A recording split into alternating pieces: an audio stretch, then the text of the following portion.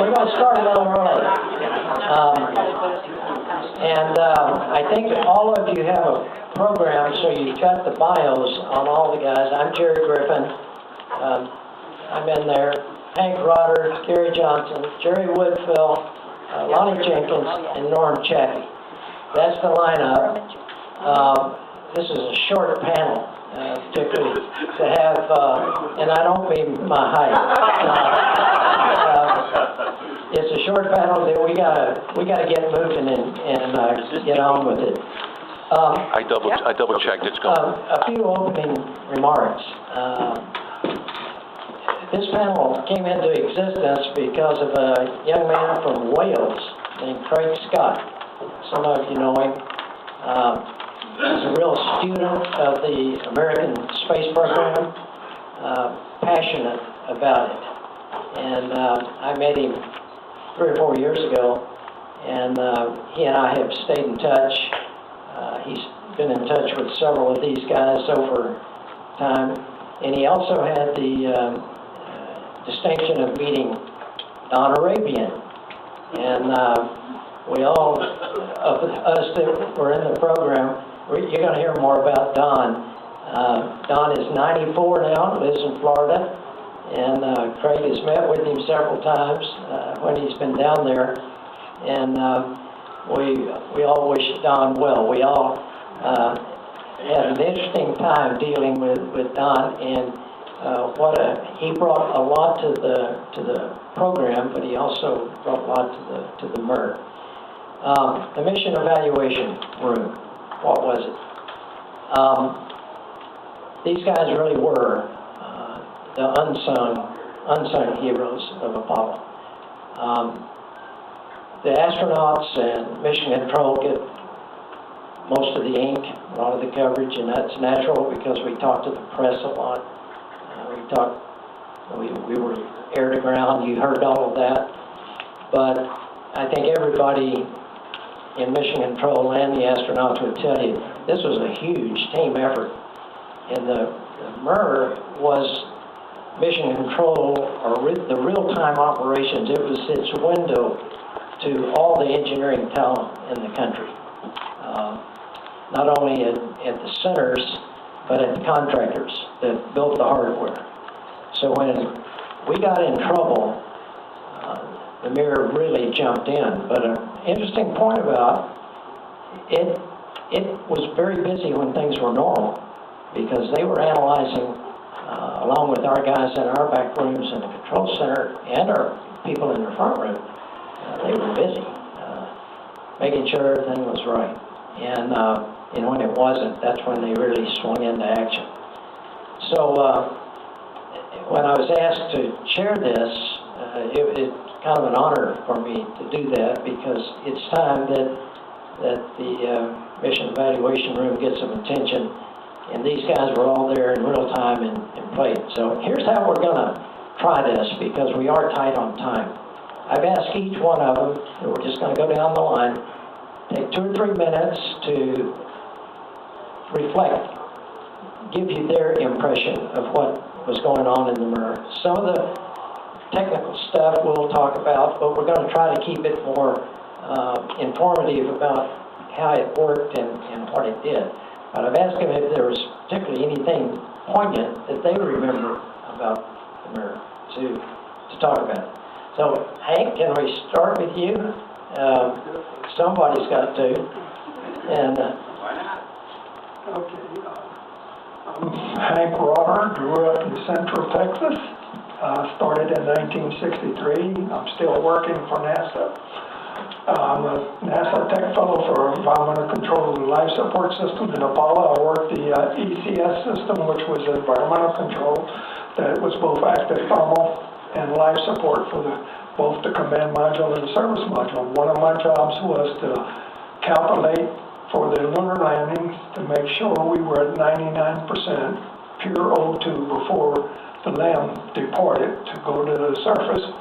And that was important because of the decompression sickness, because we were at 5 psi. When they got in the suit, they would go to 3.6 to 3.7 psia, and we didn't want anybody to get the bends on the surface. So what I would do, I had 6 or 8 pages of hand calculations. I didn't trust the slide rule those days. and I would calculate each step. We launched the LEM with the equalization valves open. After we made it with the command module and pressure verified, got a good mate vestibule between the 2 hatches. We opened the equalization valves in the command module and repressed the LEM, and that took us from 60% at launch or 2 to into the 80s. I don't remember the exact number no more, and I wish I'd have saved those calculations. And then we had a urine vent valve where the crew could void directly overboard, and we would open that valve to purge the cabin as we were purging the nitrogen out, 40% nitrogen, which we launched with. As we were purging the nitrogen, that would flow about 0.7 pounds an hour, and that would be replaced with pure O2 from the cryo system. And so I would do calculations. I wouldn't even go through span. I'd never follow rules. And so I called up the back room guy, and say, hey, we need to open up that valve for another 4 hours to bring the pressure up, to bring the O2 up. And we did that maybe 3 or 4, maybe each day on the way to the moon. And if I needed to do a final one in the lunar surface, after we rendezvous in the lunar orbit, we did another one. And so that was one of my jobs. Another job was to look at our main job was to look at the anomalies of this mission and address them all for the next mission. And I would go to the Cape and watch the 3 chamber runs down there, the unmanned and the 2-man crew, the backup crew, and verify the data, the performance of the service module, the command module addressed it, or didn't have that existing anomaly, or we did a correction, whatever we had to do. And then I had to sign off each morning to do the next step and finally stack. So, oh yeah, one interesting story. After Apollo 8, my boss and I got on the elevator, and Frank Borman walks in and gets on with us. As the door closed, he turns to us. He says, I got to hand it to you guys. I was convinced before the mission that the life support system would not keep us alive. That's the exact words. And I'm thinking, but you went anyway? And his hero status went from here to here in my eyes.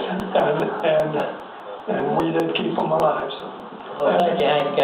One thing I failed to mention, the MER was located in another building. It wasn't in the control center in building 30. It was in building 45. So it was probably 200 yards, 300 yards away, and maybe less. Anyhow, they did have data, and had real-time data, and they could get more information if they needed it from the control center or from their support people, like the contractors and so forth. So it was kind of a constant flow of data, and that's how Hank and others here were able to do that. Carl? We would take a Polaroid shot of the data and then hand plot it. Here's the Apollo 11 hand plots. Yeah. And every 10-minute data. Unless we had an anomaly, then we get... Gerry, give us your impression. You were there a long time. Yes, I was. I was responsible for the electrical power system, distribution system, and sequencing system. Sequencing system is it fires all our pyrotechnics and so forth, put out parachutes, separate stages, and so forth. One thing that before mission, Art Campus, who's the LEM subsystem manager, and I got together. We got thinking, hey, the CSM has a battery charger. You know, we may want to top off the batteries in the lunar module sometime. So him and I got together and wrote up a procedure, and in those days, in engineering-wise, you just document it in the memo. So we put it all together and documented in the memo. Then all of a sudden, when Apollo 13 hit, Guess what? Well, I went running over there to the office to get that procedure out because we had to use that procedure in reverse. We had to use the lunar module to provide power back to CSM. So I always tell fellow engineers to always be thinking about what ifs and so forth, and they can help you out. The other situation that occurred was on Apollo 15. We were on our way to the moon. Actually, I should back up a little bit. As soon as we got into orbit, there was a little signal indication we got a fire command to the SPS engine. That is bad news and no go. It went away. Yes, sir. Short flicker and went away. We did the TLI burn and we were on our way to the moon.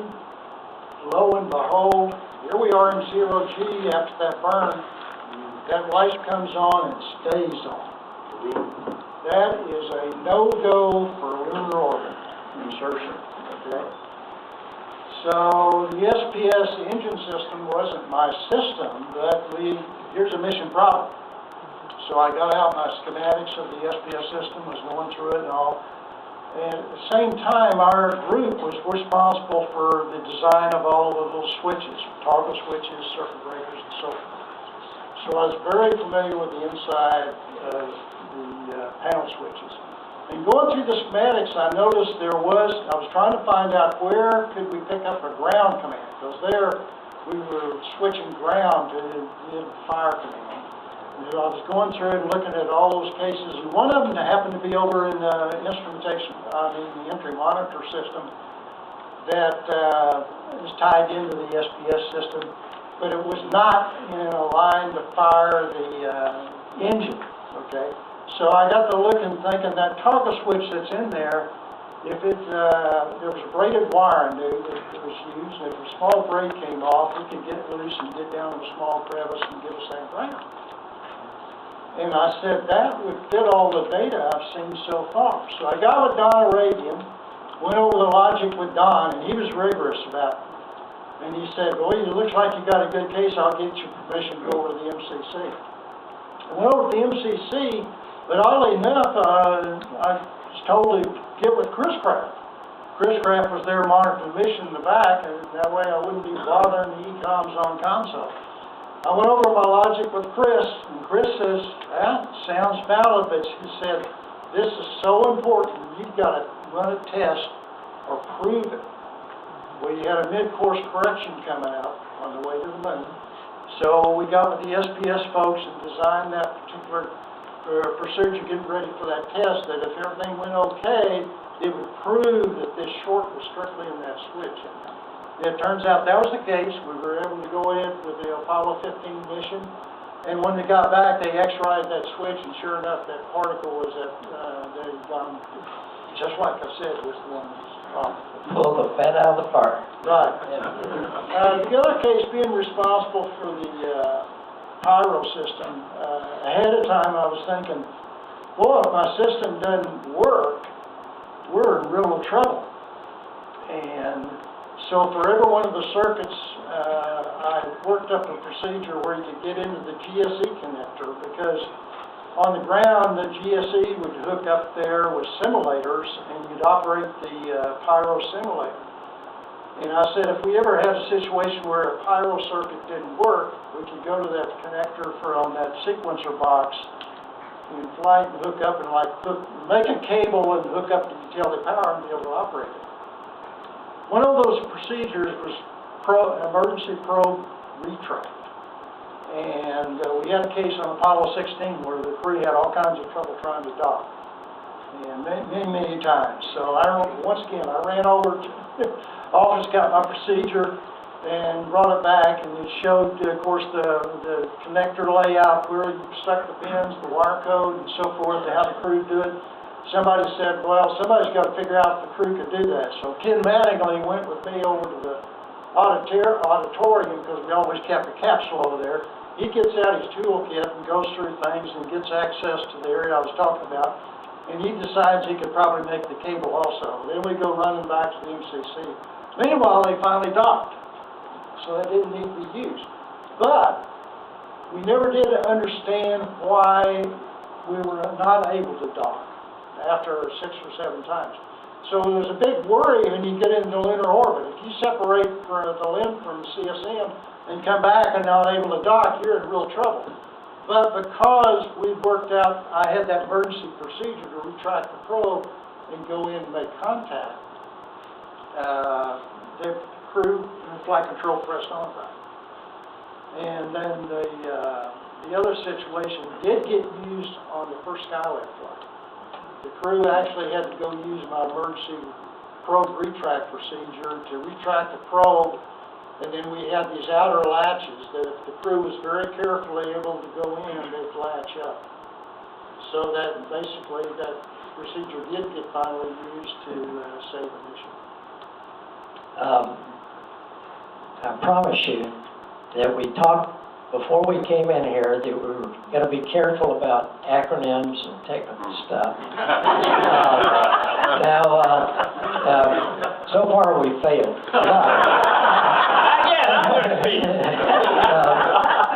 So we'll try to do a little better. GSE is ground support equipment, etc. SPS service propulsion system. Okay, let me go. Jerry, in 3 to 4 minutes. 3 to 4 minutes. Okay, put the clock on. Bring it up. Start it. Okay. Color commentary. I'm going to do color commentary. Okay. What is the MER? Okay. I'm the guy that did the caution warning system in the MER. So Don Arabian would call me and say, Jerry, you got an alarm. You got an alarm. I said, yeah, it's working real well. Well, what do we do about it? I didn't fix anything. I just tell you when you got a problem. But this is one of the sharpest engineers that ever worked or put on a NASA badge. This guy, he is brilliant. And Gary Johnson's his name, and don't ever forget his name. He did more things to save mission. In fact, I believe he actually saved Apollo 15. And he has the definitive answer of what really caused the Apollo 1 fire. You go read his Apollo history and you'll know what caused the fire. Okay, well, what was the MER? Well, the MER, basically, it was consisted of about 1,000 employees because any engineer that worked in engineering directly could be called into the MER to serve to do and answer a problem. And so I worked for the MER, of course. But this guy and I are the only 2 Apollo engineers still over there. You know, we still got NASA badge and we're still working, okay? And the MER was an area it was primitive. We sat around picnic tables. You know, we weren't like flight controllers. We didn't have chairs with rollers on it. We had to sit for 8 hours on a picnic table, a straight back chair. It was horrible. And then, you know, the flight controllers, you know, their headsets had actually microphones on it. We had no microphone. We had to use an actual telephone receiver. You know? But we had this. We had wonderful ability to know the. Yeah, go ahead, Hank. We had World War II headphones. Okay. And then in order to actually, but we had to have binoculars. You know, because there'd be these 7 displays, and if you're any distance from them, I was 24 years old. I didn't have a problem. But some of the more elderly MER engineers, they'd have to get binoculars like Columbus looking for the New World, you know. But we had information and knowledge, you know, and I love to tell these stories. In fact, the MER, you know, you didn't have much time to eat. You were always on channel. And so what would happen is that you'd have to go down to the junk food machine to eat on. So guys, I'm going to give you a MER lunch, okay? And all our MER guys would eat honey buns. So I'm going to serve lunch, a MER lunch today. You guys. I got 6 of them, and they're wrapped. Okay? So we're all going to have a MER lunch today. And then we got MER dress. You know, we're not business casual today. We are casual. So I looked it up on the internet, and if you're just casual, you don't wear a tie. You know, so we're all dressed as MER engineers. And that's all I'm going to say, but thank you. I appreciate all the people out here. And if you want to know more about the MER, I've got a little brochure. I've been working on this 11 years. I thank Jerry for the opportunity, and then, of course, Craig, Scott, you know, you guys made it happen. You know, so thank God for you guys. I appreciate you very much. And that's my say. Well, no acronyms. No acronyms. Okay, Lonnie. Yes, I'm Lonnie Jenkins. I worked from 1962 on, retired from NASA and went to Boeing, but I was doing the same thing that I'd done while I was at NASA. Really, I was to train the Boeing folks. That was a position for mission support, what we've been doing at NASA. And so I had really 48 years of this activity.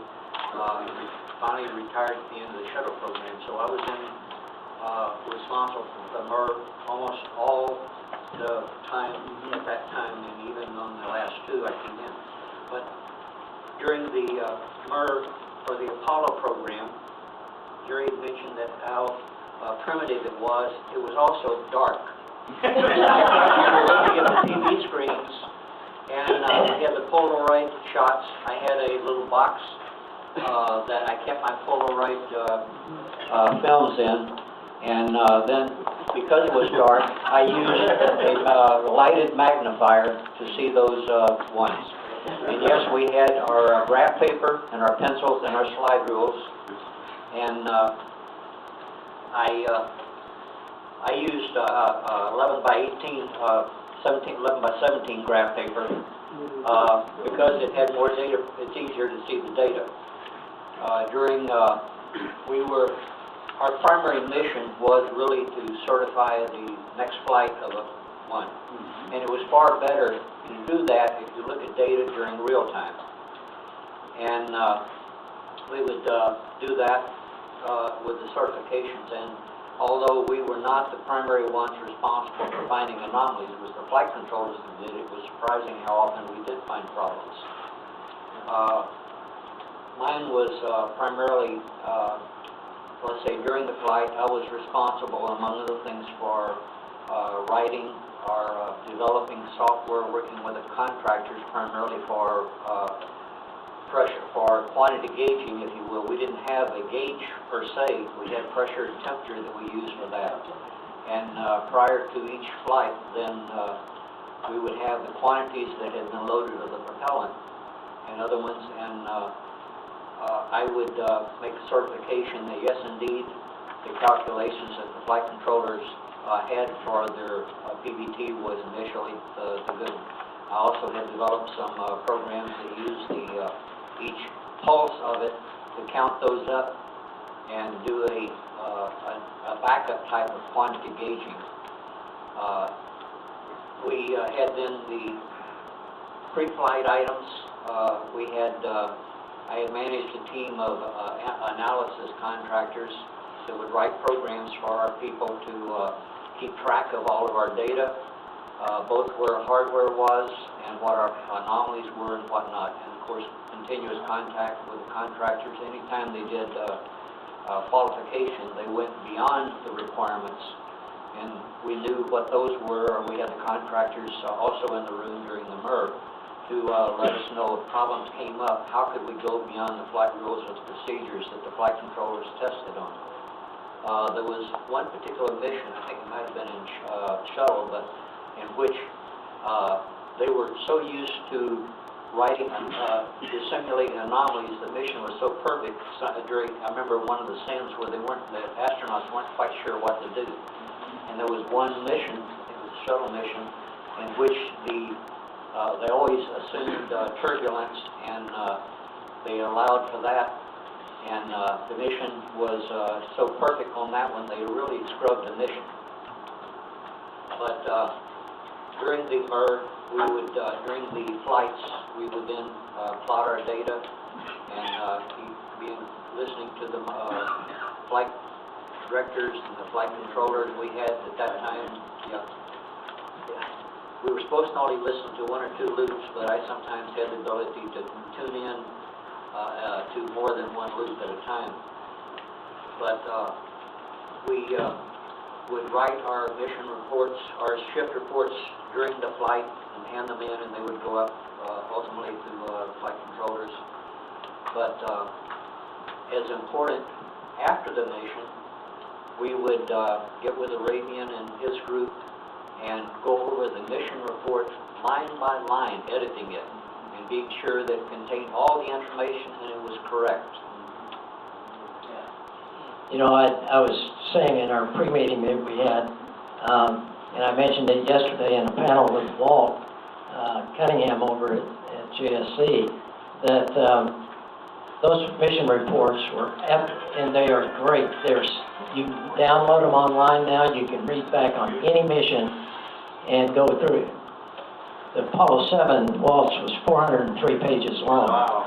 And, but there's one section called Anomaly, anomalies, that were really, really good. And so anyway, Lonnie, what else before we go to Norm? Well, I considered that our mission was to provide advice and consent to the flight control. Yeah. Very good. And each of us subsystem teams would write our own mission report for our own selves, and that's what this is. Yeah, so the MER was really a funnel of information. I mean, it's just incredible. Norm, talk to us about it. Great. Well, I'm Norm Chaffee. I came to JSC in 1962, and I am a rocket scientist. I'm a chemical engineer. Was working in a refinery. Decided the space program was a good deal. Came down here, and when I walked in the door, they told me, you know, you're a rocket scientist. So that's what I became. But for the Apollo program, I was working the reaction control system, which is a system of little thrusters on both the command module, service module, and lunar module that allows the spacecraft to move, steer itself a little bit, and change its velocity in plus or minus x, plus or minus y, plus or minus z, and in roll, pitch, and yaw. So there's 12 little engines on the command module, 16 on the service module, 16 on the lunar module. And I went through, because our division had an outstanding on-site test facility at the Manned Spacecraft Center. We tested independently all of the hardware up to the systems level of all of the RCS systems, and we knew in detail how those things should operate, so we could make very good predictions working with the contractors about what was going to happen in a mission. One of the things that we did was run what you call off-limit tests. That was, well, what if the pressure here gets a little high, or the pressure over here gets a little low, and the mixture of fuel and oxidizer gets off? What if the temperature is high or low, and we get an imbalance in something that we're not used to? We would go run those tests. The program managers weren't real excited about that. They wanted to know if it fits the spec, don't run anything else, because if it fails, oh, that's a problem. You know, I gotta deal with it. But we had all that data in the MER to look at, and there were many times where those conditions did arise, where we had the data and could talk to the front room about what they might be looking for. The thing I remember, Hank talked about doing urine dumps, and one of the things that I worried about was leaking propellant valves. And when fluids leak in space, they do what you call flash into vapor, and then the rest of it freezes into snowflakes. So the crew would periodically talk about snowflakes. Well, they were supposed to report before they did a fuel cell water dump or a urine dump or something, but they didn't always do that. And then somebody would say over the loop, you know, well, I got the fireflies, but I got a leaking valve. You know, I start looking at all my data to see if the temperature is plummeting on the valve, and then they say, oh yeah, well, we dumped a urine. Something like that. It was exciting in the early days. You took Polaroid pictures, like Lonnie said, of the data on the screen. You had to remember the little fixture thing. You had to rub the picture so it would stay there, and then you accumulate those, and then when you got a minute, you'd go and plot the data against the predictions and see how you were going.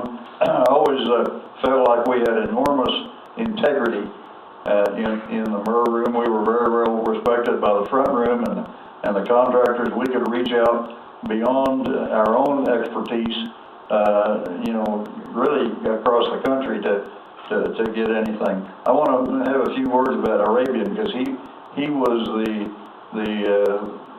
being that symbolized the MER and made it happen, an outstanding engineer, but his mode of communication was screaming at the top of his voice. And I remember his deputy, Bob Fricke, had an office down at the very end of the hall and on third floor of building 45, and Don's office was in the middle, right across from the interior room where we were sitting at the picnic tables, like somebody said. When Don saw something, he wanted Bob Fricke to come talk about it, and he was in one of these two office things. He had the office by the window, and then his secretary had an office, and then it was the hallway, you know. So he'd sit at his desk and go, Fricke!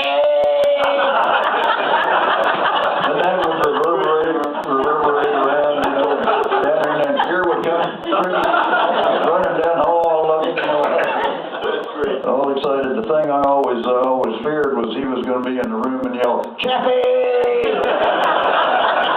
You know, it's funny because dealing with Don Arabian, as many of us have done, was always a treat because, for one thing, his mind operated so fast, and he was, you know, he couldn't get the words out fast enough. And the faster he talked, the louder it would be. And you probably, you know, you were kind of backed off there and trying to figure out what it was he was saying. But boy, you better listen because he was always right. Yeah, that's right. Yeah. All the conversations, though, were about 70 decibels, you know.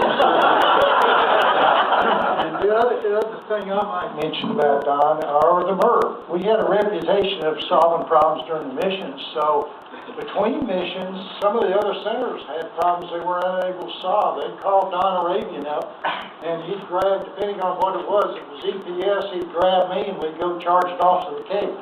We had a case with a noise problem on the first Saturn V at the pad they couldn't solve, and we got called down there to find that for them. And then one time Marshall called, they were having a lot of unexplained electrical problems with the lunar rover vehicle, and Don got called, and we went off to looking through the drawings, went down there and was able to determine what their problem was.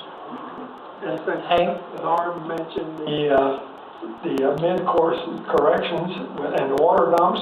We did a fuel cell water. We would have to dump every once in a while, and it'd be up to 50 to 60 pounds at a time. We did 2 mid-course corrections with the water dump. We needed less than one of his engines.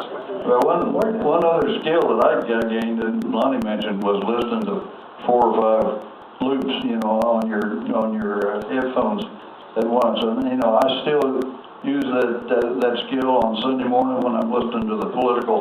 George Papadopoulos, watch the press, and everybody's talking at once. You know. Let me jump in here because we're almost out of time. We're going to eat up a little bit of the next panel time, not much, because you don't start till 11 or 11:15 or something. Anyway, any questions from the audience? Do we have any questions for you? Yeah. What was your computer power when you acted on that? Oh, the computer. On board? Almost nothing. That cell phone you're holding is a lot more powerful. More storage, faster. Mine was my slide drawer. Right, it was equivalent to the 386. We had, on the first floor of the control center, we had IBM 360 75s. They were the latest, you know, big as this room, and took all kinds of air conditioning. Your phone's actually bigger than those first 360s. So, command module computer was 30,000 bits. It wasn't my Mac. Like a Commodore 64. Something like that. To reload the software at various times for launch, on orbit, various aspects of it, and then have it really read down by the crew and be sure that it was correct load. And you remember we did it all in octal because you could cram more data using octal rather than decimal. So rather than to the base 10 like we count, we were counting in that computer to the base 8. And interesting. we weren't all that great on, at least I wasn't. In fact, I was the guy that nearly kept Neil Armstrong off the moon. The alarm system, which was my responsibility, started ringing program alarms. 5 of them came on. They said, oh no, I'm going to go down in infamy. I'm keeping Neil Armstrong. Now this is where I want to compliment flight controllers. Because Jack Garman and Steve Bales and Gene Kranz, they had all gone over those program alarms, so they're the ones that saved Apollo 13. Now, we've been talking about the MER, but that's one of the stories I want to tell you guys. You did a great job. Any more questions? I just have an observation. Uh-oh. This is Jerry Bostic. He lived in the control center. You never say that Don was intimidated by the contractors. I wish I had a nickel each time I heard you tell Rockwell or Roman Matt. Shut up, you don't know what to Don was also a character that, although it goes at you all the time during this, whenever he, like the wolf and the dog in the cartoon, when it was lunchtime, he would call a truce. He would share his sandwiches and his apples when it was over his back to it. He had the unusual attitude of test, that you don't test the specs, you test to see if it will do the job it was intended. That happens in my opinion. Any more questions? Yeah, here we got one right here. I know you guys talked a lot about the hand calculations that you did. Were there any calculations that you did on the computers, or was it like you... We didn't have to do. Oh, you didn't have to? Slide rules were a calculator, really. They were, yeah. Weren't there a few hand calculated TI? We had that was later. Yeah, later. Leaders that would add, multiply, and divide. That's it.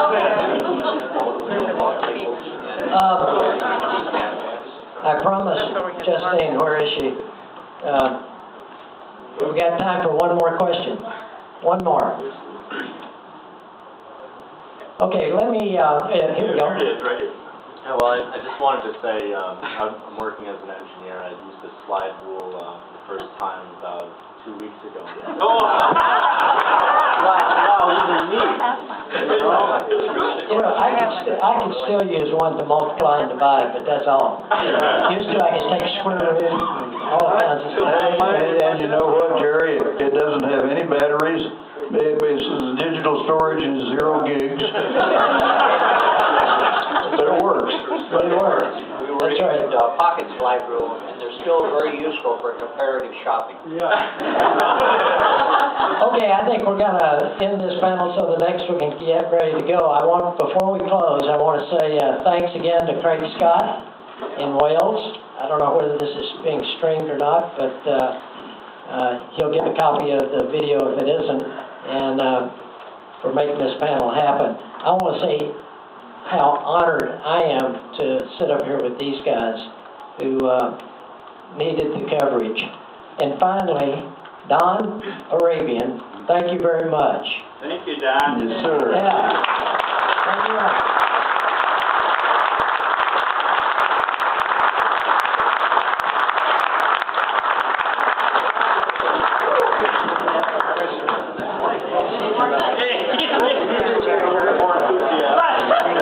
Hey, if anybody wants a bracelet, I've got about 100 of these. Failure's not an option. I have the right stuff. That's the model of the MER, okay? I've got about 100.